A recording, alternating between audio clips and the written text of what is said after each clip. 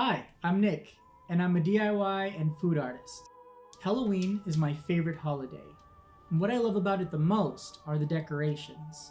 Now, instead of going to some big box store and buying decorations that almost everybody has, I love to make my own decorations. It just adds that unique haunted touch to everything, and I'm all about it. Today, I'm going to teach you how to make the most peculiar planters so that you can haunt your home. So first, I'm going to start off by shaping some air dry clay into a square.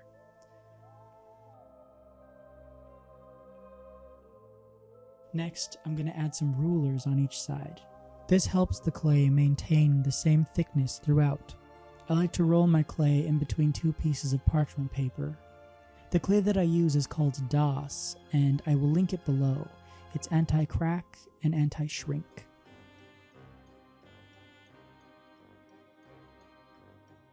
I'm ripping off little sections of the clay and adding them to this glass vase.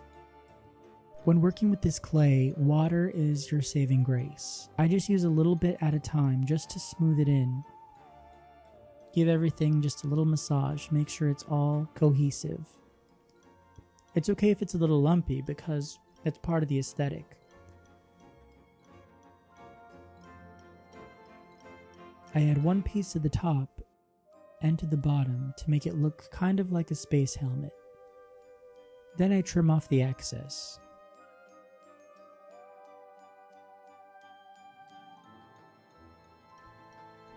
Using water, I'm going to smooth it out and make everything as seamless as possible.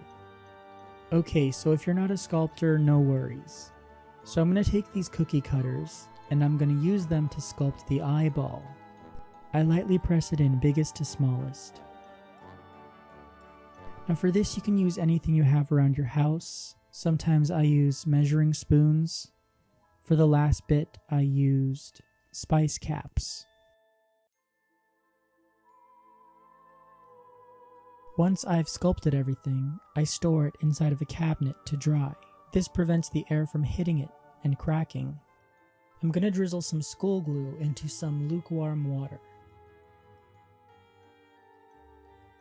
Next, I'm going to get some instant espresso and mix it in. This is going to create a natural stain for our eyeball. It's going to look so cool. I divide the mixture into 3 bowls. I want different hues, so I'm going to add a little more espresso to make it a bit darker. Second, I'm going to use a bit of plum acrylic paint, just a bit, because we just want it to stain and not paint. And lastly, I'm going to add some black.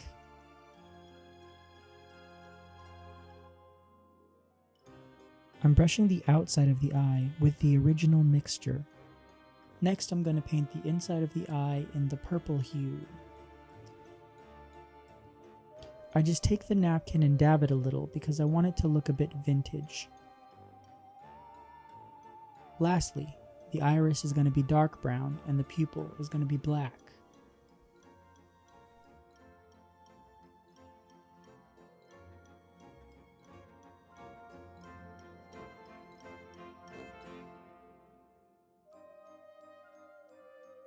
I add a low maintenance plant.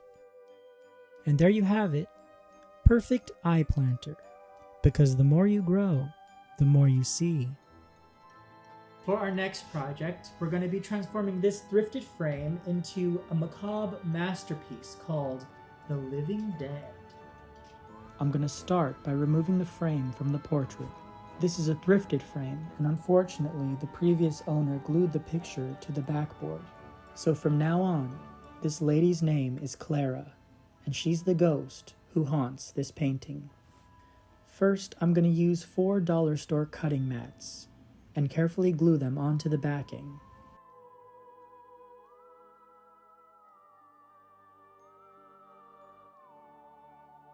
Next, I trim the edges so that it can fit perfectly back into the frame.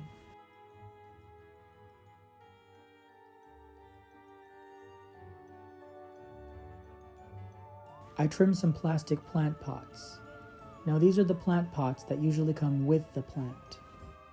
After placing the plant back in, I add some glue to the lower half.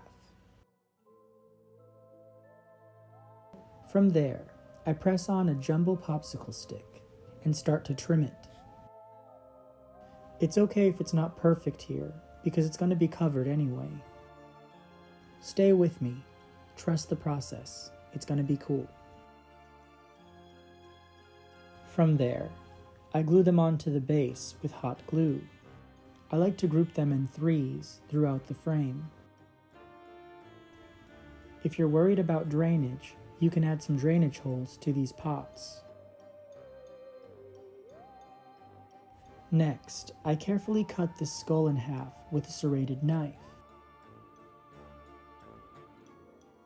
I glue the skull in the middle of the frame.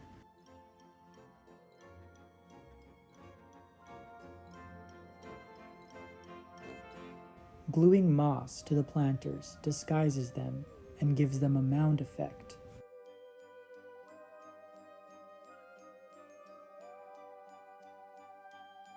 I brush the skull with glue and rub 2 pieces of moss together to create moss dust. I want it to look like this skull has been laying in the greenery for a while. And there you have it. Perfect living dead wall planter. I absolutely love the haunted elegance. As for Clara, well, it looks like she's been framed. Do you remember getting these plastic bugs and animals while trick-or-treating? Well, instead of them sitting at the bottom of last year's candy, I think I found a really good idea for them. So I simply start by gluing these onto a pot. Now you could use any pot for these. I'm using some terracotta ones that I found from the hardware store. From there, I take some leftover latex house paint and mix it with some baking soda and Mod Podge to create a paste.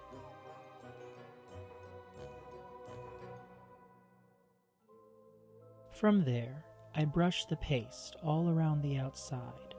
This paste helps fill the gap between the toy and the pot. It's going to give it a seamless look. Make sure to get all the little legs.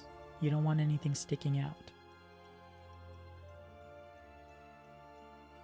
I mix some latex paint with baking soda and give it a few coats.